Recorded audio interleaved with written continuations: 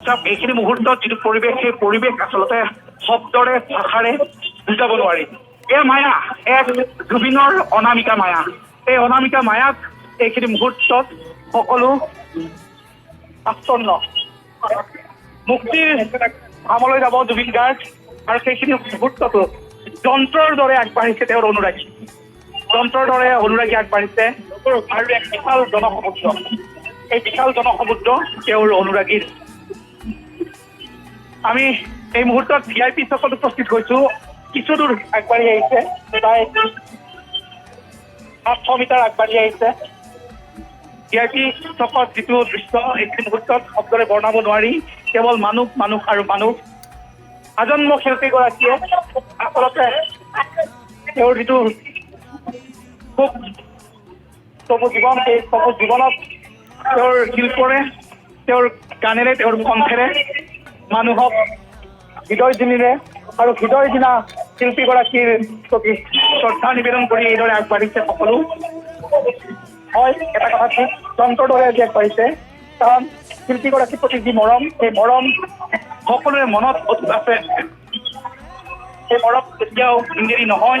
শিল্পীগৰাকীৰ প্ৰতি সকলোৰে যি অনুৰাগ, যি প্ৰীতি, সেই প্ৰীতি সকলোৰে আছে।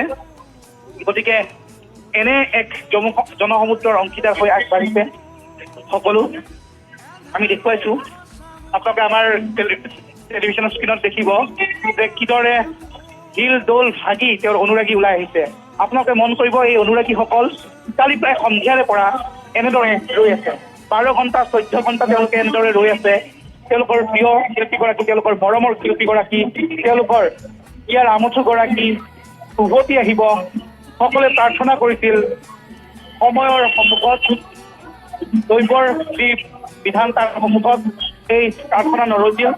কিন্তু তাৰ বিপৰীতে তেওঁৰ যি নষ্টৰ শৰীৰ, সেই নষ্টৰ শৰীৰক হ'লেও এবাৰ দৰ্শন কৰিবলৈ, এপলক ওচৰৰ পৰা চাবলৈ, আৰু যদি সম্ভৱ হয় এবাৰ অন্ততঃ তেওঁ শুই যোৱা সেই কফিনটো বাহনে পঠিয়াই দিছো, সেই বাহনত আপোনালোকে এবাৰ শুই চাবলৈ হেঁপাহ। জুবি এইখিনি মুহূৰ্তত আমি ভাষাৰে বৰ্ণনা কৰিব নোৱাৰিছো। কাৰণ সকলোৰে চকু চলফলীয়া, সকলোৰে চকুত চকু পানী, বহুতৰ বুকুত এৰাব নোৱাৰা বুকুৰ বোজা ভাৰ তেওঁলোকে বৈ বৈ আগবাঢ়িছে।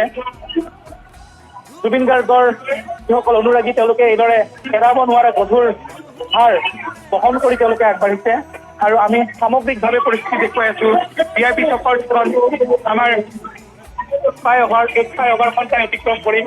এই ফ্লাইঅভাৰখন অতিক্ৰম কৰাৰ সময়ত আমি দেখুৱাম ফ্লাইঅভাৰৰ ওচৰে তলে কেৱল মানুহ আৰু মানুহে এনেদৰে আৱৰি ৰাখিছে যে শিল্পীগৰাকীৰ যিটো অন্তিম যাত্ৰা, সেই অন্তিম যাত্ৰাটো তেওঁ কিদৰে এবাৰ শুভতে হওক, অভিযানতে হওক, তেওঁ কৈছিল তাতকৈ যেন অধিক বিশাল। শিল্পীগৰাকীৰ বিশালতাই, শিল্পী সত্তাৰ বিশালতাই তেওঁৰ আকাশ চুব খোজা তেওঁৰ হেঁপাহে, তেওঁৰ পাখি মেলি উৰি ফুৰা সেই মঞ্চে, ইউকেলিপ্টাছৰ দৰে ওখ হ'ব পৰা মঞ্চে যি বিচাৰিছিল, আজি যেন সেয়া পাইছে শিল্পীগৰাকীয়ে। হয়, অকমান হেংগেৰি হৈছে, অকমান কৰবাত ধৈৰ্যচ্যুতি ঘটিছে তেওঁৰ অনুৰাগীসকলৰ, অনুগামীসকলৰ। কাৰণ ঘণ্টাৰ পিছত ঘণ্টা ত্যাগে সকলো আওকাণ কৰি তেওঁলোকে ৰৈ আছে এইদৰে। আৰু আমি সেইকাৰণতে ক'ব বিচাৰিছো যে তেওঁলোকৰ এই যি অপেক্ষা, এই অপেক্ষা কেৱল শিল্পীগৰাকীৰ প্ৰতি থকা এটা মৰমৰ কাৰণে। সেই মৰম, সেই তেওঁৰ থকা অনুৰাগ, সেই প্ৰীতিৰ সুবাস কেতিয়াও ম্লান হৈ নাযায়। অমলিন সেই প্ৰীতিৰ সুবাস। আৰু সেই অম্লান জ্যোতিৰ মাজত হয়,